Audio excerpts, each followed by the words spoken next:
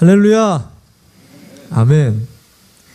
오늘은 하늘의 사람들 78번째 사도행전 18장 1절에서 11절까지 말씀으로 인생의 고린도라는 제목으로 여러분하고 하나님 말씀 다시 사도행전으로 넘어와서 여러분과 나누도록 하겠습니다. 며칠 전이죠. 한국에 우리가 다 알만한 그 톱 연예인이 요즘 유행인 그 미투 성추행 사건에 이렇게 휩싸이면서 들춰진 지 18일 만에 자살로 안타깝게 생을 마무리한 소식을 우리가 좀 접했습니다. 그의 36년 연기 인생과 여러 가지 지금까지 해온 교수 사역, 아버지로서 또 한 가정의 가장으로서 지금까지 쌓아온 인생을 한순간에 실수로 무너뜨린 그 실패한 것을 본인이 그것을 감당하지 못하고 안타깝게 생을 마감한 사건입니다. 이 사건만이 아니죠. 우리가 생을 살다 보면은 엄청난 실패나 큰 좌절감들을 우리가 경험하게 될 때, 또는 인생에 내가 감당할 수 없는 장벽이나 어려운 문제를 경험하게 될 때 마치 죽을 것 같은, 그리고 두려움과 염려, 또 당혹감, 수치감 같은 것들을 우리가 느끼면서 마치 이 톱 탤런트와 같은 죽고 싶은 마음을 우리 또한도 느끼게 된다는 것입니다. 오늘 성경을 보면은요, 저와 여러분이 읽었었던 이 본문에 등장하는 이 바울이 그렇습니다.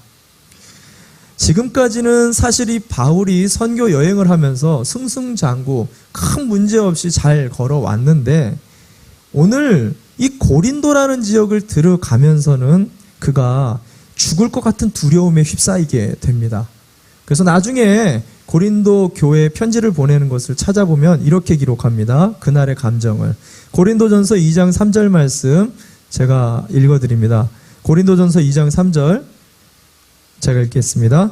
내가 여러분과 함께 있을 때 나는 약하였으며 두려워하였으며 무척 떨었습니다.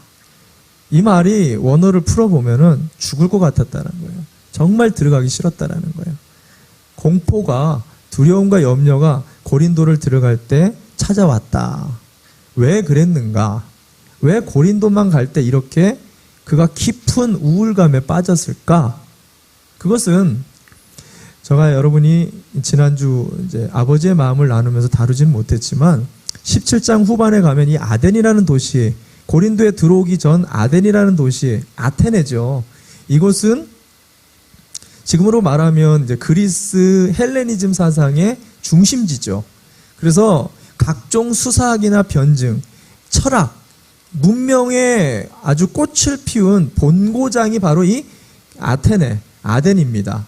그러니까 여기가 너무 이렇게 지식화된 도시다 보니까 여기서는 이 바울이 조금 머리를 썼습니다. 아주 탁월한 설교를 밤새도록 준비를 한 거예요. 그래서 자기가 아는 모든 철학과 수사학적인 설득 방법을 다 총동원해가지고 진짜 화려한 설교를 이곳에서 합니다. 근데 문제는 결과가 안 좋아요. 예수님을 믿는 사람이 거의 이 동네에서 나오질 않아요. 한마디로 밤새도록 프로젝트를 열심히 짜고 준비했는데 회사에 가가지고 한 사람도 안 들어준 거죠. 여러분들이 음식을 밤새도록 맛있게 준비를 했단 말이에요.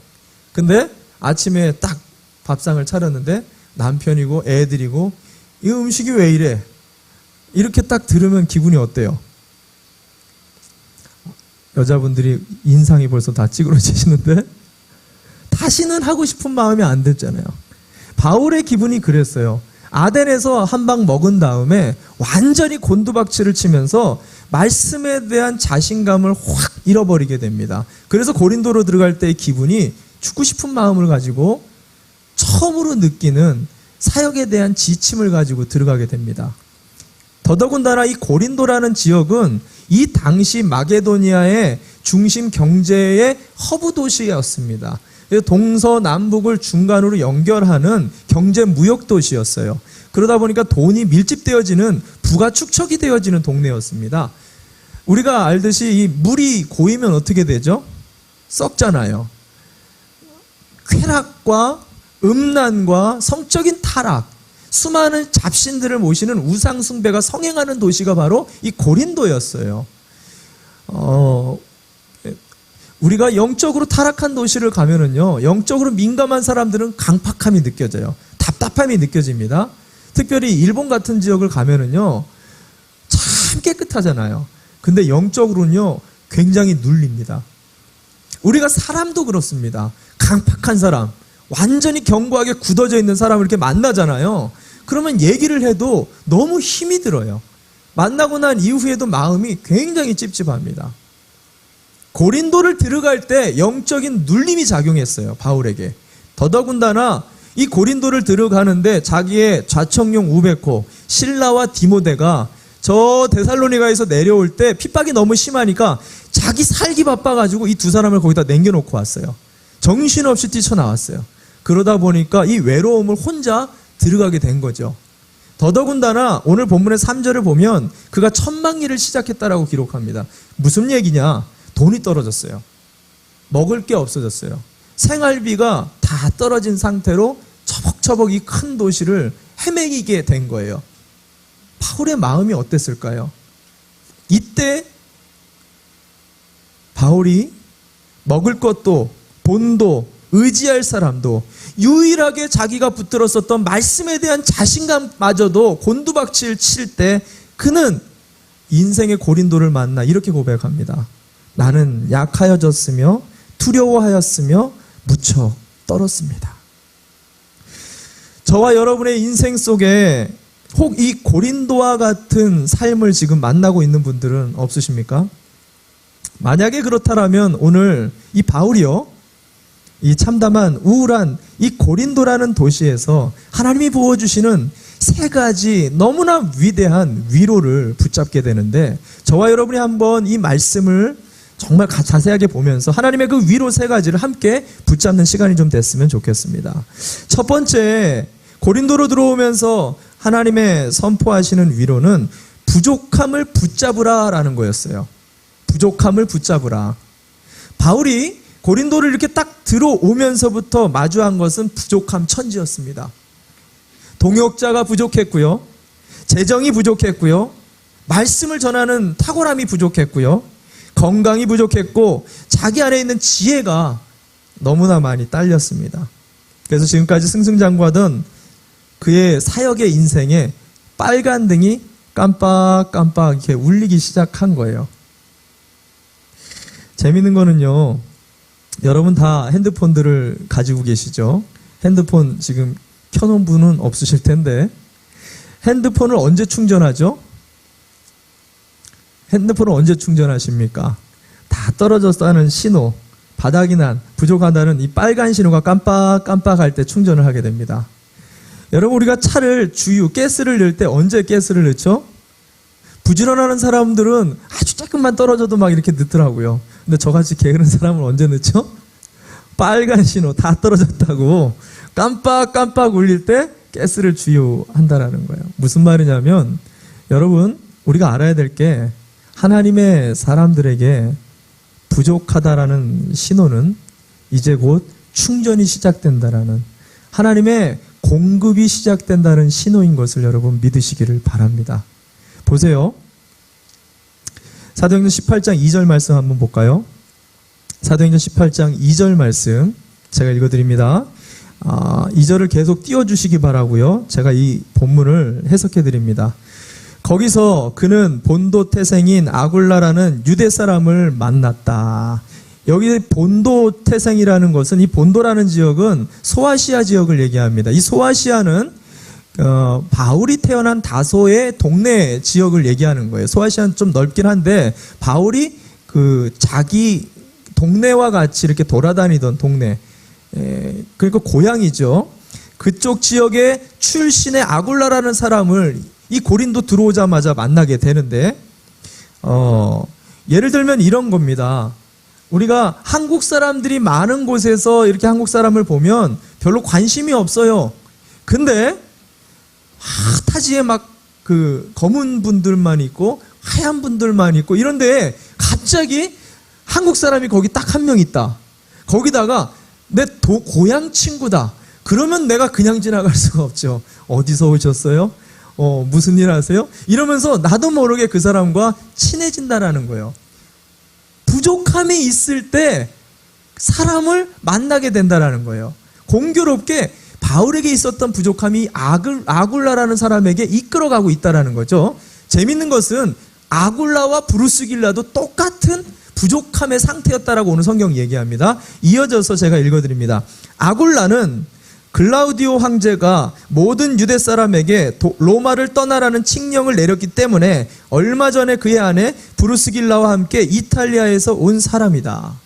무슨 말이냐면 아굴라와 브루스길라 이 부부와 천막을 제조하는 이 비즈니스맨들이에요. 근데 이들이 아주 큰 땅에 가가지고 장사하려고 이탈리아 로마에서 사업장을 크게 펼쳤단 말이죠. 근데 여기에 하필 유대인들과 로마인들이 분쟁이 일어났어요. 그래서 로마로부터 유대인들만 축출당했습니다. 너네 나가서 해. 일방적으로 당하니까 이 제일 손해보는 사람들이 비즈니스맨들이에요. 자기 가게나 자기 물건 같은 거 완전 다 손해보고 쫓겨나서 나온 거죠. 타지로 몰려왔는데 와보니까 일꾼도 없는 거예요. 사람도 믿을 만한 사람이 없어. 타지에. 근데 지나가다 보니까 고향 사람이 저기 있는 거예요. 바울을 만난 거죠. 재밌는 지금 장면입니다. 부족한 사람이 부족한 사람들끼리 서로 만나게 해줬는데 이 만남이요 천생연분이었다라는 거예요. 그게 3절 말씀이에요. 3절 말씀 보겠습니다. 3절 말씀 함께 스크린을 보면서 같이 한번 읽어볼까요? 시작. 바울은 그들을 찾았는데 생업이 서로 같으므로 바울은 그들 집에 묵으면서 함께 일을 하였다. 그들의 직업은 천막을 만드는 일이었다. 기가 막히죠? 우연의 일치치고는 너무 완벽한 천생연분. 그래서 제가 좋아하는 말이 있죠. 우리의 만남은 우연이 아니다. 옆에 사람한테 한번 이렇게 인사합시다. 오늘 우리가 온 것은 우연이 아닙니다. 인사 한번 나눠봅시다. 오늘 우리가 온 것은 우연이 아닙니다. 뭐라고 해야 돼요? 그러면 천생연분입니다. 옆 사람에게 이렇게 인사하세요. 천생연분입니다. 왜 이렇게 인상 쓰세요? 자, 천생연분인 거예요. 우리는 부족하다라고 생각을 했는데 그 부족함을 통해 하나님의 공급을 시작하는데 가장 적절한 사람을 만나서 자기의 필요한 재정을 채우시고 자기의 사역의 활로를 열어주시고 나중에 로마서를 보면은요 자기에게 목숨까지 내놓을 수 있는 최고의 동역자를 누구로 꼽냐? 아굴라와 브루스길라로 치고 있어요. 그래서 어떤 목사님은 자기 평생 기도 제목이 아굴라와 브루스길라 같은 평신도 지도자 10명만 보내달라고. 욕심도 많아요. 저는 이미 응답받았다라고 믿습니다. 아멘이라도 크게 해주셔야죠. 하여튼 이런 부족함 속에서 그들이 정말 귀한 연결을 통해 하나님의 공급과 충만, 그 은혜를 경험했는데 제가 한번 이야기를 드린 적이 있습니다. 그 베토벤 바이러스라는 드라마 아시죠? 불멸의 이순신, 이것도 아실 겁니다. 아주 연기력이 뛰어난 배우죠. 김명민이라는 배우를 아실 겁니다. 그가 2010년 내 사랑 내 곁에라는 영화로 청룡영화제 나무주연상을 탈 때 그가 이런 소감을 이야기했어요. 제가 이 상을 받을 자격이 있는지 모르겠습니다. 먼저 하나님 아버지께 감사드립니다. 배우라는 재능을 주셨는데 뭔가 부족하게 해주셔서 남보다 두세 배 노력을 더하게 만드셨습니다. 그래서 겸손과 항상 미덕이라는 노력을 가지고 살게 해주셔서 감사드립니다. 재밌죠? 우리는 부족하면요 짜증이 나요. 우리는 지혜가 부족하고 돈이 부족하고 내 학력이 딸리고 내 경험, 능력, 내 커리어가 딸리면 그렇게 내 마음이 막 화가 나고 자존감이 상하고 수치스럽고 모멸한데 자세히 생각해 보니까 그 부족함이 나에게 감사가 되었다라고 고백을 하는 거예요. 여러분, 우리가 부족함을 잡아야 되는 이유가 여기에 있어요. 사실 이 부족함은 우리로 공급으로 나가게 하는 하나님의 축복의 통로가 된다는 것을 아셔야 돼요. 근데 많은 사람들은 이 부족함을 수치거리로 알아요. 이 부족함 때문에 내가 망하는 줄 알아요. 이 부족함 때문에 내가 실패한 줄 알아요. 그러나 사실은 그렇지가 않아요. 부족함 때문에 실패하고 좌절하는 게 아니라 부족함 이후에 찾아오는 원망과 불평과 두려움 때문에 우리의 인생이 실패하고 망하게 된다는 거예요. 보세요. 성경을 보면은요, 광야를 봅시다. 광야에는 부족함의 투성입니다. 물도 없죠. 고기도 부족하고 먹을 것도 부족하고 옷도 부족하고 집도 없습니다. 의식주 모두가 부족한 부족의 공간이죠. 근데 거기서 이스라엘 1세대가 다 전멸해서 죽어버립니다. 근데 성경은요, 그들이 죽은 이유에 대해서 물이 부족해서, 옷이 헤어져서, 먹을 게 없어서, 집이 없어서 죽었다라고 쓰질 않고 뭐라고 쓰죠? 성경이 뭐라고 기록하죠? 원망과 불평과 두려움에 사로잡혀서 모두 전멸했다라고 기록하고 있습니다. 오히려 부족한 물, 부족한 옷이나 먹을 것, 이런 것들이 끊이지 않게, 그 옷이 헤이지 않게 40년 동안 놀라운 기적을 경험했다라고, 부족함이 오히려 축복이었다라고 기록하고 있다는 것입니다. 우리가 이지선 씨를 잘 알 텐데요. 그녀가 처음 교통사고를 나가서 전신 3도 화상을 입잖아요. 그래서 수차례에 걸친 대수술을 끝에 간신히 목숨을 살아가지고 이제 살게 됐다라고 거울 앞에 섰는데 자기의 외모의 부족함을 보면서 죽고 싶었다라는 거예요. 재밌죠? 간신히 살았는데 오히려 죽기를 원했다라는 거예요. 원망과 불평 때문에 차라리 내가 죽는 게 낫다. 그렇게 생각하다가 진짜 이렇게 살다가는 비참하게 죽을 것 같아서 그날부터 자기가 인터넷에 글을 올리는데 늘 매일매일 같이 하나님 앞에 일기를 썼대요. 근데 그 일기가 인터넷에 수많은 자기와 같은 어려움을 당하는 사람들에게 위로가 되고 격려가 되고 수많은 댓글과 격려의 글들이 막 올라오기 시작하면서 그때 그가 큰 은혜를 받고 큰 깨달음을 얻게 되는데 그게 뭐냐? 사람은 부족함 때문에 죽음을 생각하는 게 아니라 부족함 이후에 찾아오는 불평, 원망, 두려움, 짜증이 사람을 죽음으로 몰고 가는구나라는 것을 깨달았다라는 것입니다. 베드로는 오늘 찬양했지만 예수님을 처음 메시아 신적으로 만나는 아주 중요한 순간이 언제였느냐? 그게 바로 밤새 그물을 던졌는데 아무것도 거두지 못했었던, 부족했었던 그 밤. 그 밤에 베드로는 처음으로 예수님을 신적으로 만나게 되는데 무슨 말씀이 선포되죠? 깊은 곳에 가서 그물을 던져라. 여러분, 이 말이 재밌는 게 뭐냐면 베드로의 평생, 지금까지 베드로의 일반적으로 상태에서 이 말씀을 들었을 땐 이 말씀 들을 필요도 없는 말이었어요. 들리지도 않는 말이고요. 들어서도 안 되는, 수십 년 동안 고기만 잡아온 어부에게는 이 말이 전혀 가당치도 않는 말이었습니다. 근데 부족함을 경험한 그날 예수님은 하나님이셨어요.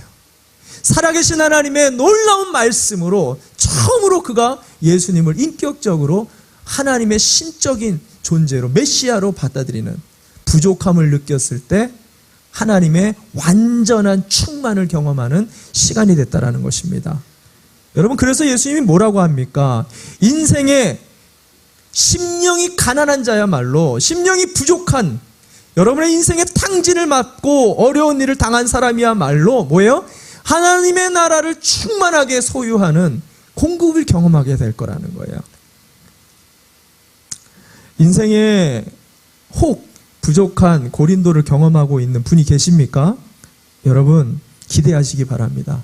여러분의 인생에 깜빡깜빡 부족함의 경고등이 켜진다라면 이제 하나님의 공급과 하나님의 충만과 하나님의 임재가 여러분의 가정과 일터 가운데 반드시 시작될 것을 여러분 믿으시길 바랍니다. 아멘. 두 번째, 고린도에서 하나님이 주시는 것은 좋은 소식을 잡아야 된다라고 얘기합니다. 좋은 소식을 잡아야 된다. 바울의 두 번째 공급이 나오는데 18장 5절 말씀 한번 볼까요? 18장 5절 말씀 같이 한번 스크린을 보면서 읽어봅시다. 시작. 실라와 디모데가 마게도니아에서 내려온 뒤로는 바울은 오직 말씀을 전하는 일에만 힘을 쓰고 예수가 그리스도이심을 유대 사람들에게 밝혀 증언하였다. 아멘.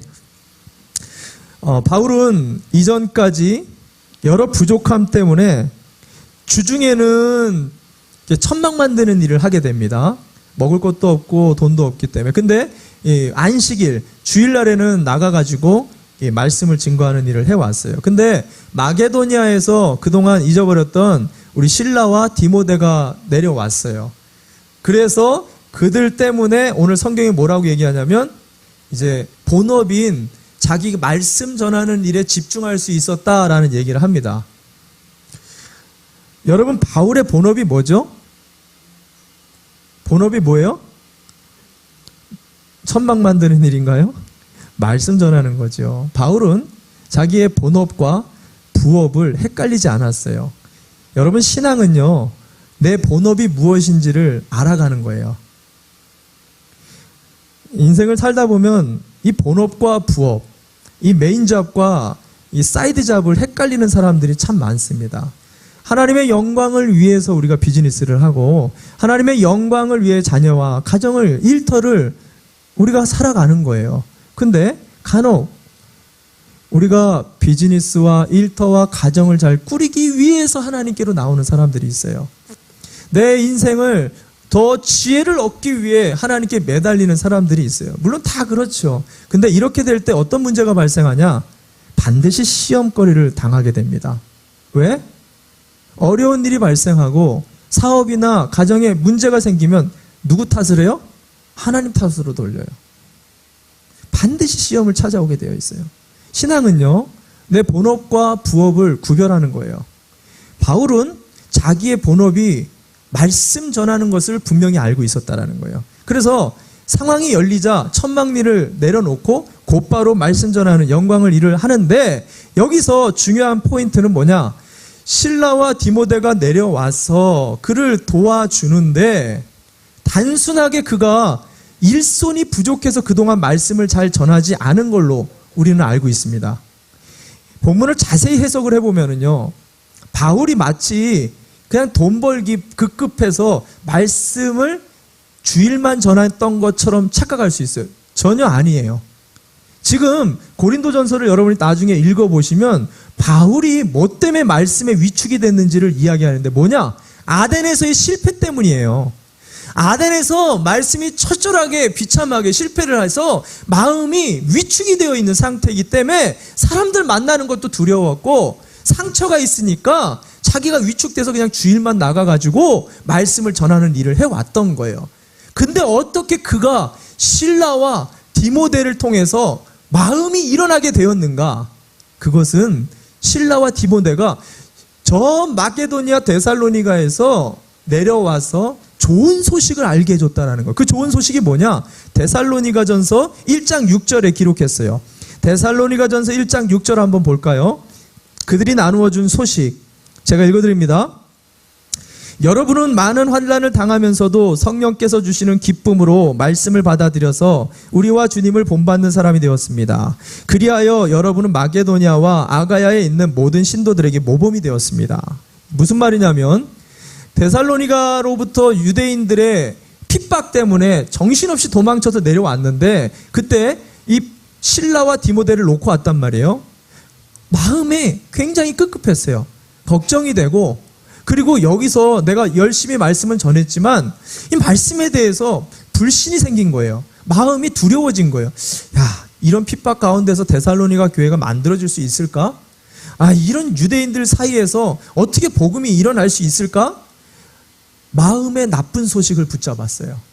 아덴의 실패를 붙잡았어요. 그랬더니 위축이 돼가지고 줄여 죽는구나 하는 그 순간에 실라와 디모데가 가지고 온 기쁜 소식을 이야기하는데 뭐예요?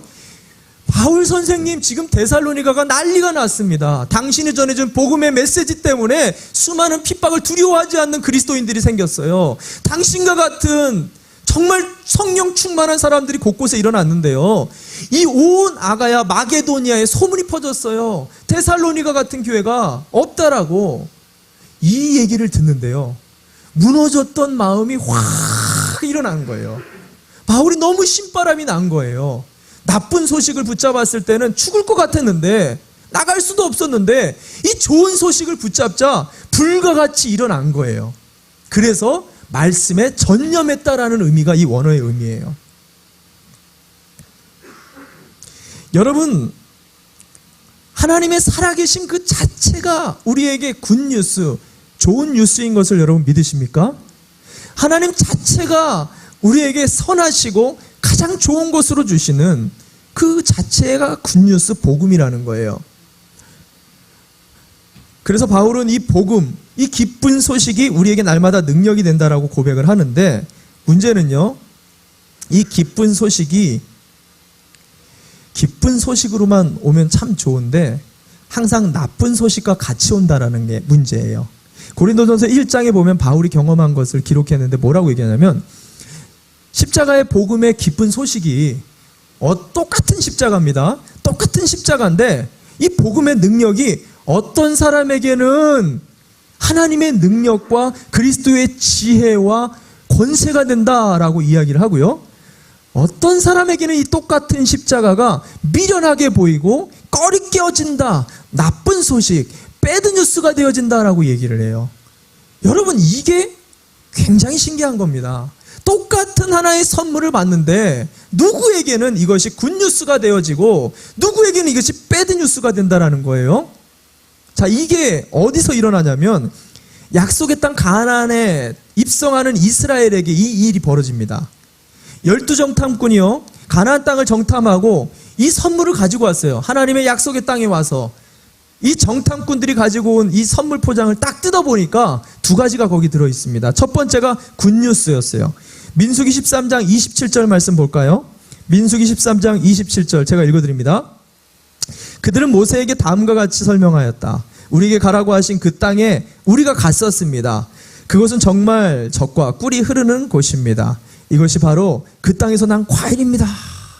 근데 실제로 보니까 그 과일이요, 이 보통 포도가 보통 사이즈가 아니에요. 사과가 보통 사이즈가 아니에요. 수박이 막, 호박이, 와, 이걸 보면서 막 성도들이, 와, 여긴 진짜 젖과 꿀이 흐르는 땅이구나, 입을 그냥 떡 벌렸는데, 중요한 것은 이어지는 배드뉴스였어요. 이어지는 28절 말씀 제가 읽어드립니다. 그렇지만 그 땅에 살고 있는 백성은 강하고 성읍들은 견고한 요새처럼 되어 있고 매우 큽니다. 또한 거기에는 우리는 아낙 자손도 보았습니다. 이 아낙 자손 얘기했을 때 갑자기 사람들이 막 소동을 일으킵니다. 왜냐? 아낙 자손은요, 당시 이스라엘 사람들의 2배 사이즈였어요. 덩치가 2배 사이즈고 전투민족이에요. 그들 앞에 우리는 메뚜기라는 거죠. 이 사람들이 이 두 가지의 뉴스 중에 어떤 것을 선택하죠? 12명 중에 10명이 배드뉴스를 선택합니다. 그들이 그것을 선택하는 순간 약속과 축복의 그 땅은 그들에게 죽음의 땅이 됩니다. 1세대가 전멸하는 저주의 땅이 실제로 되어버렸습니다. 여러분, 우리는 이 포인트를 잘 기억하셔야 돼요. 신앙은요, 끊임없는 선택인데 내가 오늘 우리의 인생에 포장되어 배달되어지는 이 포장을 무엇으로 선택하느냐에 따라서 나의 인생의 내일이 결정된다는 거예요. 여러분, 하나님은 선하세요. 여러분, 이걸 믿으십니까? 선하십니다. 오늘도 복음의 굿뉴스를 우리에게 분명히 주시는 분이세요. 하나님은 우리가 멸망하는 걸 원하지 않으세요. 우리가 희망을 가지시고 평안을 갖고 소망을 향해 나가기를 오늘도 우리에게 원하신다라는 것입니다. 근데 중요한 건 이게 포장되어 있다는 거예요. 변장된 축복이란 말을 들어보셨죠? 이 포장을 잘 뜯어보시지 않으시면 이 안에 있는 핵심의 선함을 우리가 취할 수가 없다는 거예요. 어떤 분들은 포장만 보고 질겁해가지고 두려움과 불평과 원망에 빠지는 사람들이 있어요. 뜯어내야죠. 귤을 그냥 드시는 분 있어요? 수박을 그냥 먹는 분 있어요? 껍데기를 벗겨야죠. 그 안에 알맹이를 찾아야죠. 하나님의 영원한 섭리를 보셔야죠. 그렇게 되어질 때 오늘도 우리 인생 가운데 나오는 고린도와 같은 가정, 고린도와 같은 직장, 고린도와 같은 관계, 고린도와 같은 생애 속에 오늘도 넉넉하게 굿뉴스, 좋은 뉴스를 붙잡을 때 우리의 본업을 회복할 뿐만 아니라 우리의 사명을 회복하고 고린도를 정면으로 돌파할 수 있는 예수인들의 삶이 될 것을 여러분 믿으시길 바랍니다. 아멘. 우리 마지막으로 세 번째는 하나님이 고린도에 들어오면서 사명을 잡아야 된다라는 말을 합니다. 여러분 매우 중요한 결론입니다. 오늘 바울은 이 무기력한 고린도에 들어오면서 첫 번째로 부족함도 잘 붙잡고 나갔어요. 그리고 그가 좋은 소식을 붙잡으면서 마음을 일으켜서 동역자도 재정도 자기의 말씀에 대한 자신감도 회복했어요. 근데 또 다른 장벽이 시작됩니다. 그게 6절 말씀이에요. 6절 말씀 제가 읽어드립니다. 그러나 유대 사람들이 반대하고 비방함으로 바울은 그의 옷에서 먼지를 떨고서 그들에게 말하였다. 여러분이 멸망을 받으면 그것은 오로지 여러분의 책임이지 나의 잘못은 아닙니다. 이제 나는 이방 사람에게로 가겠습니다. 자, 이 본문을 잘 해석해야 돼요. 그냥 이렇게 제가 읽으면 감정 표현이 잘 안 되는데 이거는 사실은 야, 내 말을 안 들어? 니네 어디 그렇게 오래 사나 보자. 예의 멸망받을 놈들아. 이런 기분 나쁘게 듣지 마시고요. 여러분들에게 하는 게 아니니까 바울의 감정 표현이 이런 거예요. 지금 한마디로 얘기하면 바울이 뚜껑이 열린 거예요.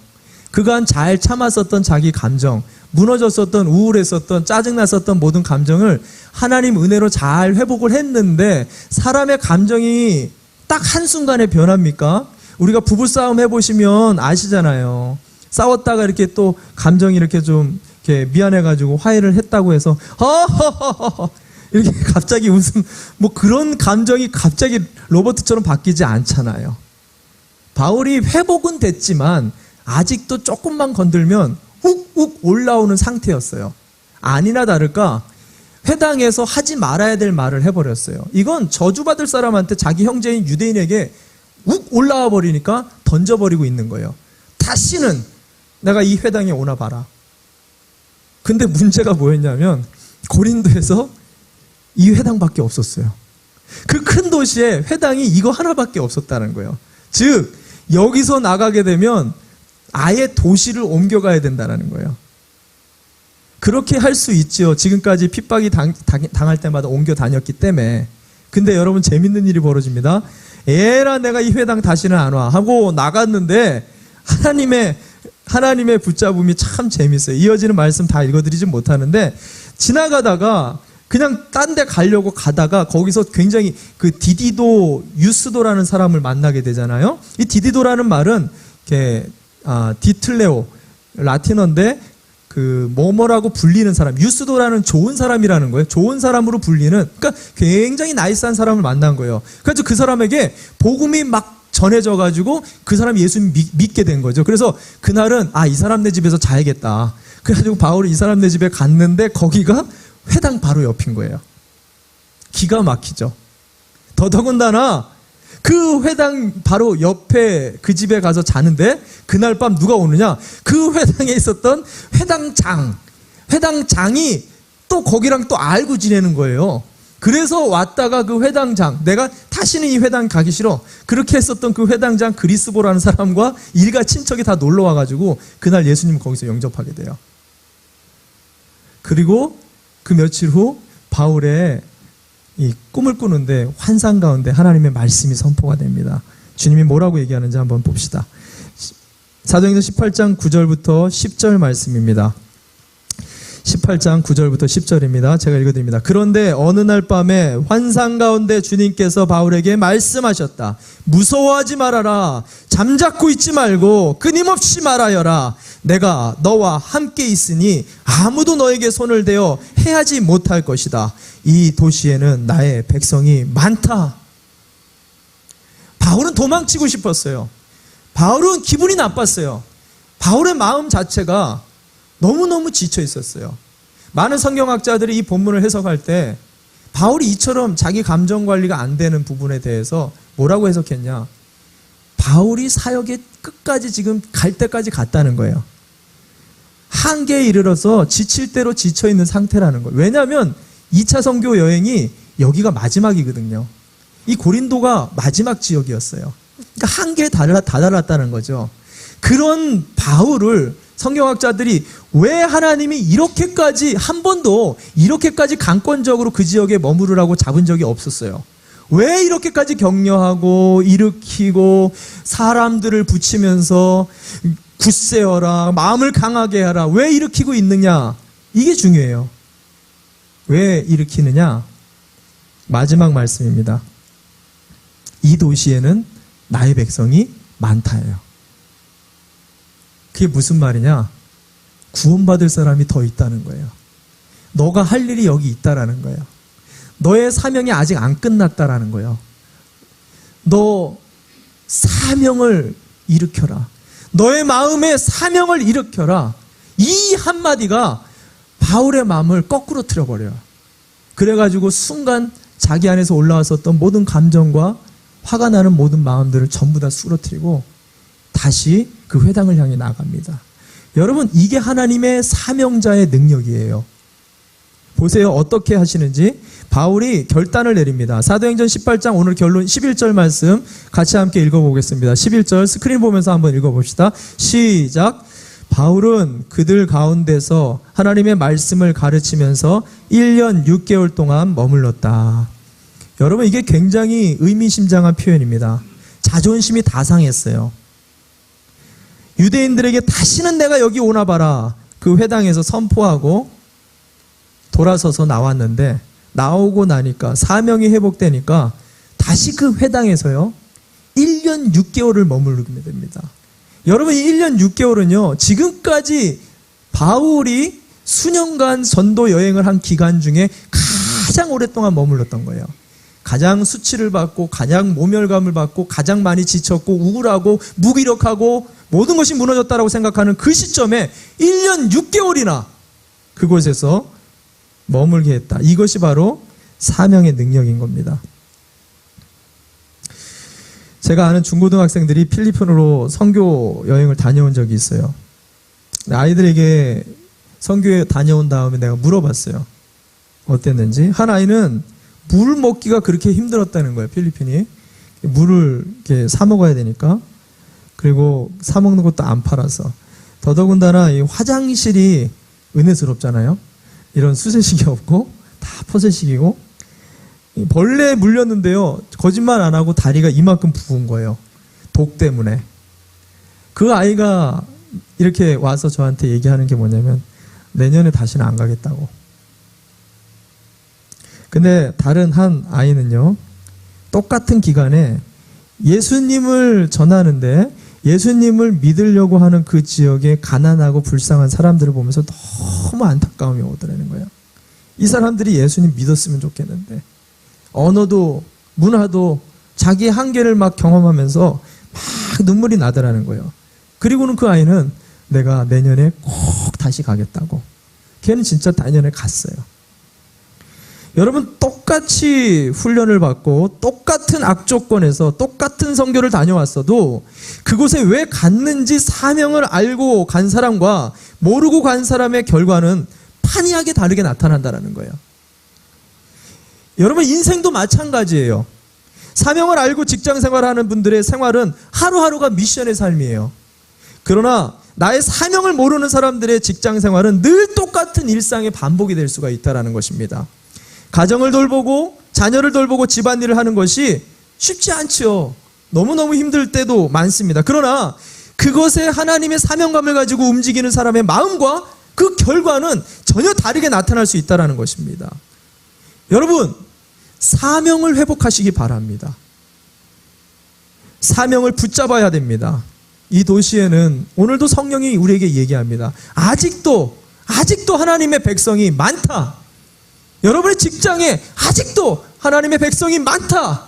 여러분의 가정에, 여러분의 캠퍼스에, 여러분의 남은 생애 속에 아직도 이 밸리 지역에 하나님의 백성이 많다라고 저와 여러분에게 오늘도 하나님이 이야기하고 있다라는 것입니다. 이 사명을 붙잡고 오늘도 우리를 두렵게 만들고 우울감에 빠지게 만들고 무기력하게 만드는 이 고린도를 향하여 정면 돌파할 수 있는 우리 믿음의 예수인들 되시기를 주님의 이름으로 축원합니다. 축원합니다. 아멘. 우리 함께 일어납시다.